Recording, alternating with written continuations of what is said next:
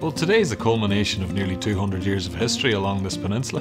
The Jameson family played here in the 1850s. They introduced golf to this area, and now we, at Portmarnock Resort, Jameson Golf Links, are continuing on that legacy, and hopefully the work that we've done on the golf course and the work that's been done around the resort, people are really going to enjoy it.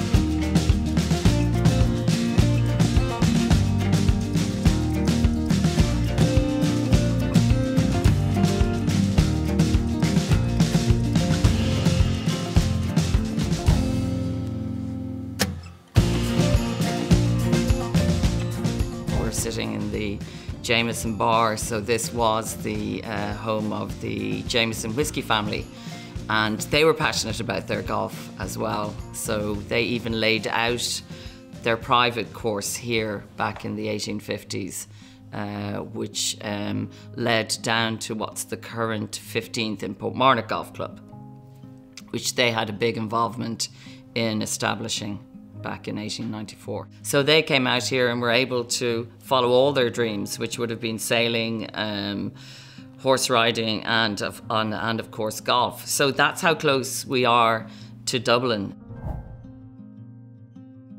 The vision was, at the time, as you can see, Dublin being the capital city, and we're very lucky that we're beside the capital and beside the airport, that the established links courses like Portmarnock or Royal Dublin or the Island would have had a very large membership, so not that many tee times at a weekend.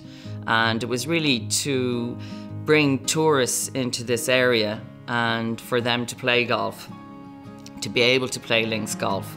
So that was how the course was originally established. The course itself has certainly developed since 1995, and the changes made have been spectacular, and I'm personally very excited about the new holes. I think they've added a whole new dimension to our course, which I loved anyway.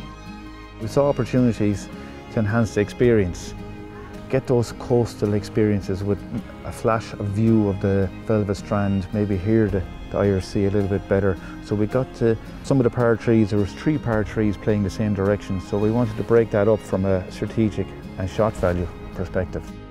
The most recent changes have given people a view of the Irish Sea, of the islands that we have, whereas nearly every course on the east coast of Ireland, it plays under the dune, so you don't see out that much. Pressure was on really to build 6 holes in 4 months, and we got it over the line, and I think it's bedding in nicely, and so far the comments have been favourable, not too much aggro, and I think people are enjoying the new experience. They're enhancing what was here, because what we've had here before and the original vision of Mark McCormack and Tony O'Reilly and Brendan Gilmore, it was incredible, and we were so lucky, and they put down a fantastic footprint.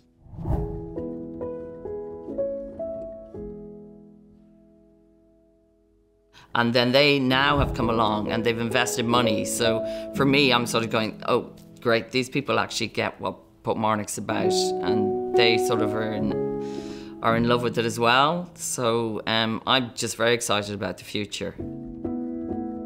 We've worked tirelessly to maintain the finer grasses out here, so it's predominantly fescue grass on the greens.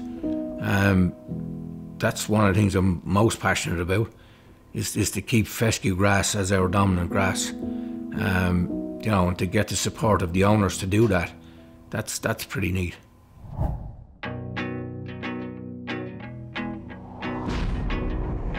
Because of what I suppose the Jamesons represented when they were here, you could nearly imagine that if you sort of turn back time, you could actually go out for 4-ball with John Jameson and Willie, and then come back into this house and have amazing food and a really good tipple of the best whiskey. The fact that Jameson had his own golf course here back in the 1800s, to finally get the Jameson name onto the golf course, that's pretty neat. it's an untapped reputation for the golf course, because it's kind of been sitting in the shadow, if you like, of Portmarnock Golf Club. If you kind of separate the umbilical cord for a minute and it has its own identity, I think it can climb beyond Portmarnock Golf Club in terms of reputation. Maybe not in terms of its history, all the tournaments that they've had there, but I think in terms of quality and experience, I think it's very powerful going forward. And I'm excited to see what it can achieve.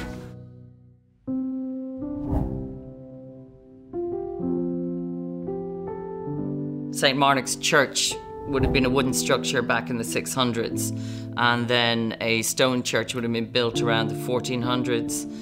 But the Jameson graves are there, and John Jameson died when he was 81. But Willie, who seemed to be very much the social person, he died when he was 88. So my theory is good golf, amazing whiskey, and good sea air. I mean, what more do you need?